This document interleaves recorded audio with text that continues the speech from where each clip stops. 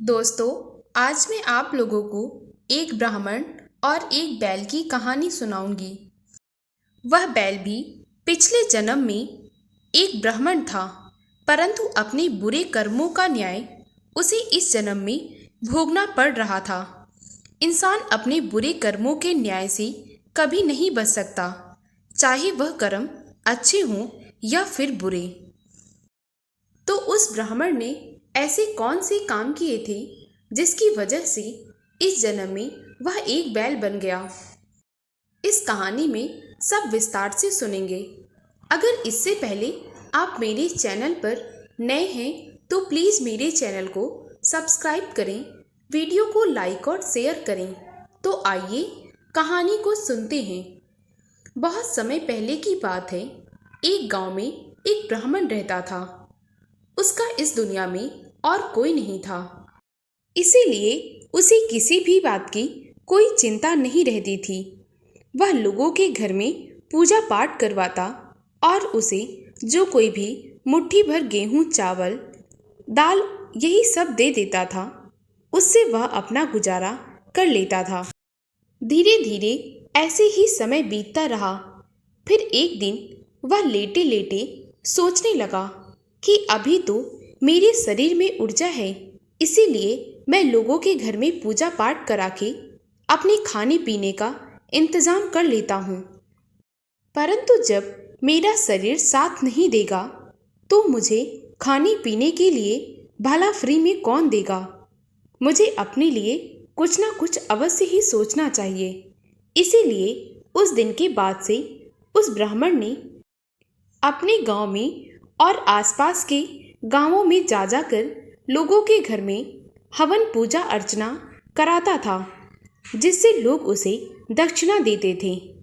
वह उसमें से जो कुछ भी खा पाता और उसके अलावा जो कुछ भी बचता वह उसे बेचकर धन इकट्ठा कर रहा था। धीरे धीरे उसके पास कुछ सोने की असरफियां जमा हो गई। एक दिन जब वह ब्राह्मण दूसरे गांव में हवन कराने के लिए जा रहा था, तभी रास्ते में उसे एक बूढ़ी औरत मिली। बूढ़ी औरत उस ब्राह्मण से कहने लगी, महाराज, मेरे घर में भी हवन कराना है, कृपा करके आप मेरी मदद करें। मेरे पास ज़्यादा कुछ है नहीं, इसीलिए मैं आपको बहुत कुछ नहीं दे पाऊंगी। वह ब्राह्मण कहने लगा, मैं आपके घर में हवन करा दूंगा और आपके पास जो कुछ भी होगा वह मुझे दे देना। ब्राह्मण ने उस बूढ़ी औरत के घर में हवन कराया और जब शाम हो गई तो वह बूढ़ी औरत से कहने लगा, दीजिए माताजी, मुझे क्या दक्षिणा देंगी, क्योंकि रात होने को है, मुझे घर भी पहुंचना है। घर अभी यहाँ से काफ़ी दूर है। उस बूढ़ी औरत ने कहा, ठीक है महाराज। और वह एक बछड़ा उस ब्राह्मण को देते हुए कहती है, महाराज, मेरे पास बस यही है। यह मेरी गाय का बछड़ा है। यह इतना अभागा है कि इसके पैदा होते ही इसकी माँ इस दुनिया से चली गई और फिर मेरे पास इतना कुछ नहीं था जिससे मैं इसका पेट भर सकूं। कभी कभार इसे दूध पिला दिया करती थी, लेकिन मैं बेचारी अकेले कितना कर सकती हूँ, इसीलिए आप इसे अपने साथ ले जाइए। तब वह ब्राह्मण कहने लगा, माताजी, परंतु इस बछड़े का मैं क्या करूँगा? मेरे घर पर भी मेरे सिवा और कोई नहीं है जो इसकी देखभाल कर सके। वह बूढ़ी औरत कहने लगी, जो कुछ भी है महाराज जी, अब मैंने इसे दक्षिणा के रूप में आपको दे दिया है, आप इसे अपने साथ ले जाइए। उस ब्राह्मण ने बूढ़ी औरत का मन रखने के लिए उस बछड़े की रस्सी पकड़ ली और उसे अपने साथ अपने घर ले आया। अब वह ब्राह्मण सुबह सुबह अपने बछड़े को चारा खिलाकर उसके बाद ही लोगों के घर पूजा करवाने के लिए जाता था। वह अपने बछड़े का खूब ख्याल रखने लगा। उसे ऐसा लगता मानो उसका बेटा हो। धीरे धीरे उन दोनों में बहुत प्यार हो गया। वह ब्राह्मण अपने बछड़े के लिए दूध लाता, जंगल जाकर घास लाता, उसे अच्छे से खिलाता पिलाता। देखते ही देखते वह बछड़ा एक बैल के रूप में परिवर्तित हो गया। वह देखने में इतना भयानक और आकर्षक था कि ऐसा बैल लोगों ने पहले कभी नहीं देखा हो। उस ब्राह्मण के बैल की चर्चा पूरे गांव में होने लगी। सभी लोग उसे देखने आने लगे। उसी गांव में एक साहूकार रहता था जिसे जानवर पालने का बहुत शौक था। वह अपने जानवरों की खूब देखभाल करता। उसे इस बात का घमंड था कि उसके जैसे जानवर इस गांव में किसी के पास नहीं हैं। परंतु जब उसने ब्राह्मण के बैल की तारीफें पूरे गांव में सुनी तो उससे रहा न गया। उसने एक दिन ब्राह्मण को अपने घर बुलवाया और फिर उससे कहने लगा, तुम अपना बैल मुझे बेच दो, मैं तुम्हें मुंह मांगी रकम दूंगा। वह ब्राह्मण कहने लगा, आप मुझे कितना भी धन क्यों ना दे दें, परंतु वह बैल मैं किसी को नहीं बेचूंगा, क्योंकि वह मेरा बैल ही नहीं बल्कि मेरे बेटे के समान है। मेरा उसके सिवा इस दुनिया में और कोई नहीं है, इसीलिए मैं उसे नहीं बेचूंगा। इतना कहकर ब्राह्मण चुपचाप वहां से चला आया। उस साहूकार से रहा ना गया। वह राजा के पास पहुंच गया और राजा से कहने लगा, महाराज, इस गांव में बहुत बड़ी संकट आन पड़ी है। राजा कहने लगा, खुलकर बताओ क्या बात है। तब साहूकार कहने लगा, महाराज, हमारे गांव में जो ब्राह्मण है उसके पास एक बैल है। वह बैल इतना भयानक है कि लोगों के लिए खतरा हो सकता है। उसके पास से जो कोई भी गुजरता है वह अपनी सींगों से उसे मार देता है, जिससे लोग घायल हो जाते हैं। कृपा करके आप गांव वालों की रक्षा करें। राजा ने तुरंत ही अपने मंत्रियों से कहकर ब्राह्मण को अपने दरबार में बुलवाया। ब्राह्मण जब दरबार में आया तो राजा ने उससे उसके बैल के बारे में पूछा। वह ब्राह्मण कहने लगा, महाराज, वह साहूकार बिल्कुल झूठ बोल रहा है, क्योंकि मेरा बैल ऐसा नहीं है। वह तो बहुत ही सीधा है, हाँ, पर देखने में बहुत भयानक है। राजा कहने लगे, तुम्हें उसे मेरे पास भेजना होगा। उसे मैं अपने महल में एक किनारे पर बांध दूंगा ताकि गांव वालों के लिए वह खतरा न बन सके। ब्राह्मण बहुत उदास हो गया और कहने लगा, महाराज, आप ऐसा ना करें, मैं उसके बिना नहीं रह पाऊंगा।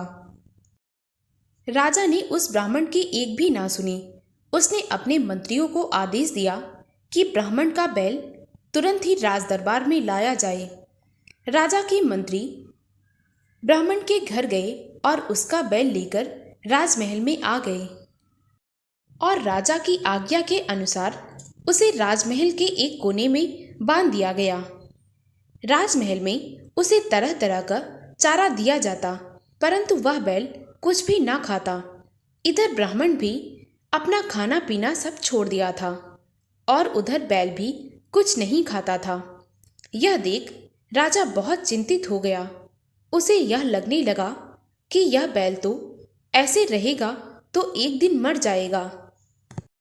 जब यह समाचार ब्राह्मण को मिला तो वह भागा भागा महल में आ गया और जैसे ही वह अपने बैल के पास गया, वह इस कदर अपनी पूंछ हिलाने लगा जैसे एक बच्चा अपने पिता को देखकर बहुत खुश हो जाता हो। ब्राह्मण ने अपने हाथों से उसे चारा खिलाया। उस बैल ने बहुत ही प्यार से वह चारा खा लिया।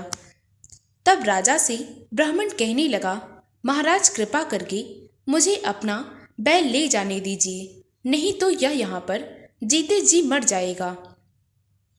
राजा को यह समझ में आ गया था कि वह बैल ब्राह्मण के बिना जीवित नहीं रह सकता है, इसीलिए राजा ने उस बैल को ब्राह्मण के पास फिर से भेज दिया। यह बात साहूकार को बिल्कुल अच्छी ना लगी। एक दिन जब ब्राह्मण उस बैल की सेवा कर रहा था, तभी बैल कहने लगा, मालिक, आप मेरी वजह से बहुत कष्ट उठाते हैं।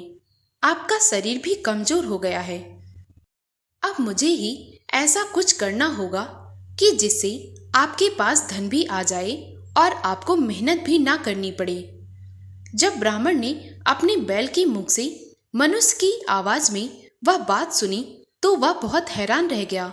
तब बैल कहने लगा, आप हैरान न होइए मालिक, मैं इंसान की तरह बोल सकता हूँ, क्योंकि मैं भी पिछले जन्म में एक ब्राह्मण था और मैंने बहुत बड़ा पाप किया।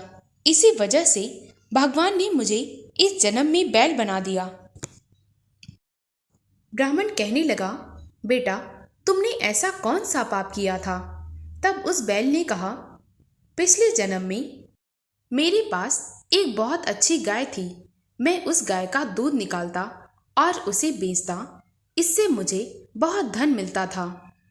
जब मेरी गाय गर्भ से थी तो मुझे यह उम्मीद थी कि वह एक बछिया को जन्म देगी, जिससे आगे चलकर वह भी एक गाय बनेगी। इसी तरह हमारा व्यापार और आगे बढ़ता जाएगा। परंतु गाय ने एक बछड़े को जन्म दिया। उस बछड़े को देखकर मुझे हमेशा गुस्सा आती थी।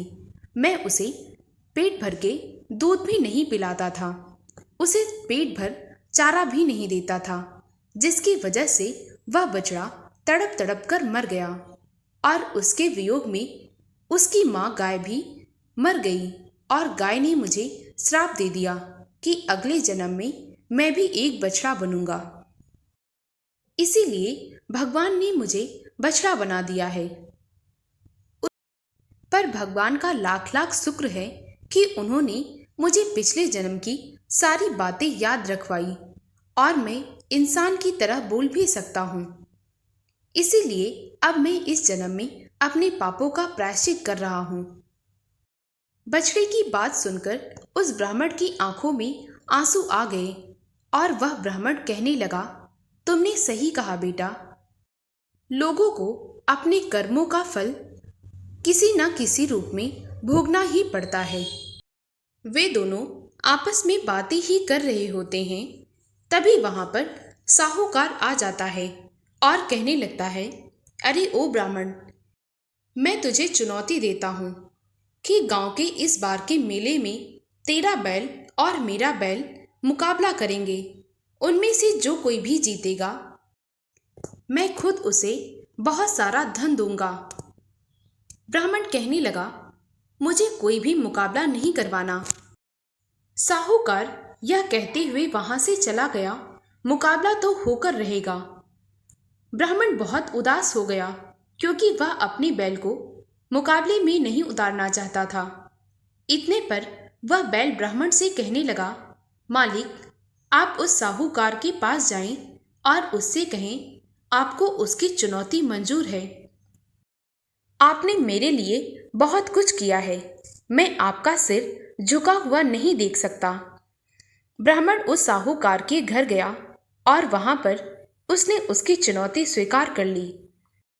2 दिन के बाद गांव में मेला लगाया गया और उसके बाद मैदान में दोनों बैलों को उतारा गया। माल से भरी 5-5 गाड़ियां। जो बैल भी उन गाड़ियों को एक साथ खींच लेता वह विजेता होता। पहले साहूकार के बैल ने उन गाड़ियों को खींचने की बहुत कोशिश करी, परंतु वह उन्हें खींच ना पाया।